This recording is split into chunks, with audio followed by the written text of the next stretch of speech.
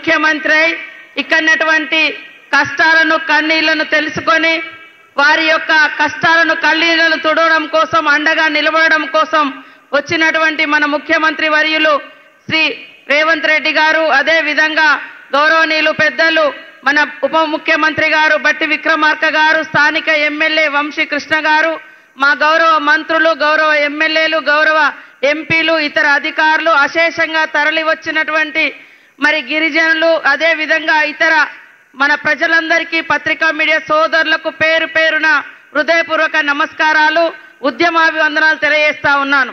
ఈరోజు అణగారిన వర్గాలన్నా మరి సమాజానికి దూరంగా ఉండేటువంటి ప్రాంతాలన్నా ఆ ప్రాంతాల ప్రజలను అభివృద్ధి చేయాలి.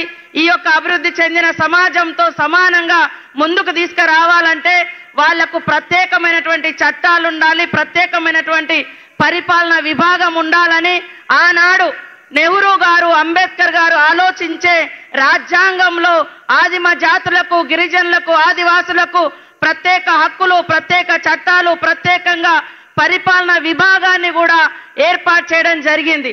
దాని కొనసాగింపుగానే మరి ఐటీడీఎల్ రావడం జరిగింది. ఉప ప్రణాళిక కింద ప్రత్యేకంగా నిధుల కేటాయింపు జరిగింది. భూ సంరక్షణ చట్టాలు వచ్చినాయి. కానీ మనం చూస్తే గత 10 సంవత్సరాల కాలంలో ఐటీడీఎల్ నిర్వీర్యం అయిపోయినాయి. ఐటీడీఎల్ అంటే కలెక్టర్తో ఈక్వల్ గా గిరిజన ప్రాంతాలలో పరిపాలించేది.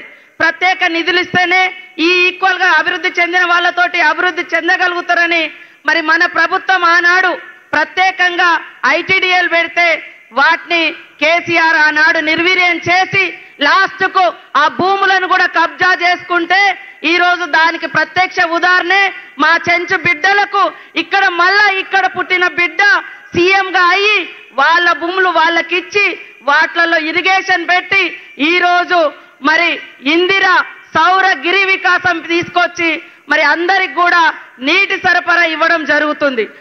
అదే కాకుండా ఆనాడు సోనియమ్మ నాయకత్వంలో మరి వైఎస్ఆర్ గారు కూడా పెద్ద ఎత్తున పోడు భూములు పంచడం జరిగింది.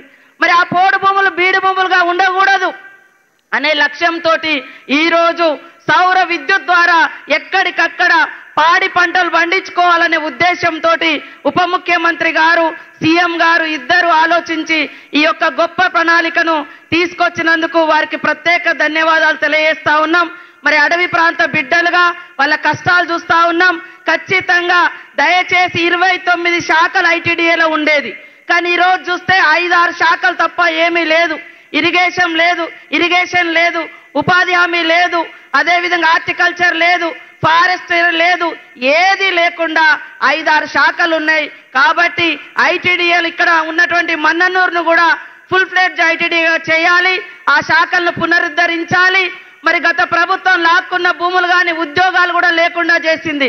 ఇప్పుడు పక్క రాష్ట్రాల్లో ఆ ప్రభుత్వం ఆలోచిస్తుంది ఈ అటవీ ప్రాంత బిడ్డలకు ఏజెన్సీ ప్రాంతాల్లో వాళ్ళకు ఉన్నటువంటి ఉద్యోగాలు ఇవ్వాలని.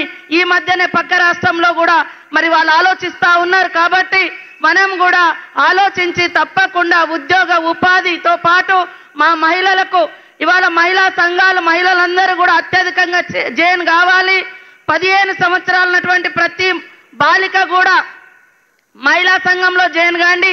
60 సంవత్సరాలు దాటినా కూడా జైన్ కాండి. ఖచ్చితంగా మీకు వడ్డీ లేని రుణాలు ఒక పెద్ద ఆసరాగా ఉంటుంది. ఇల్లులు కూడా మీరు కట్టుకుంటే మీకు వారం 10 రోజులలో బిల్లు వస్తుంది. అప్పటిదాకా మీకేమన్నా డబ్బులు కావాలన్నా మన మహిళా సంఘాల ద్వారా ఇవ్వడం జరుగుతుంది. మనలాంటి వెనుకబడ్డ ప్రాంతాలలో మరి వడ్డీ వ్యాపారుల యొక్క దోపిడీ అత్యధికంగా ఉండేది. ఆ యొక్క దోపిడీని నిర్మూలించడం కోసం వచ్చిందే మన సెర్ప్ సంస్థ. ఆ సెర్ప్ ఇవాళ 67 లక్షల మంది మహిళల్ని తయారు చేసి పేదరిక నిర్మూలన వైపు పయనిస్తా ఉంది. కాబట్టి ప్రతి ఒక్క మహిళలు, ముఖ్యంగా వెనుకబడ్డటువంటి గిరిజనులు, దళిత బిడ్డలు తప్పకుండా మహిళా సంఘాలలో జైన్ కావాలని కోరుకుంటూ ఈ యొక్క గొప్ప పథకాన్ని స్పీడ్గా రాష్ట్ర వ్యాప్తంగా అమలు చేసి పాడి పంటలు పెరగాలి, రోడ్ కనెక్టివిటీ ఉండాలి, ఉద్యోగ ఉపాధి ఉంటే తప్పకుండా ఈ సమాజంతో మేము కూడా పోటీ పడి అభివృద్ధి చెందగలుగుతాం. కాబట్టి గ్రామాలలో విస్తృతంగా సౌర విద్యుత్తుతో పాటు వాగులు వంకల మీద చిన్న చిన్న చెక్ డ్యాములు కూడా నిర్మిస్తే మరి ఉపయోగకరంగా ఉంటుందని తెలియజేస్తూ నాకు ఈ అవకాశం కల్పించిన మీ అందరికీ పెద్దలకు పేరు పేరున హృదయపూర్వక నమస్కారాలు, ధన్యవాదాలు. తెలంగాణ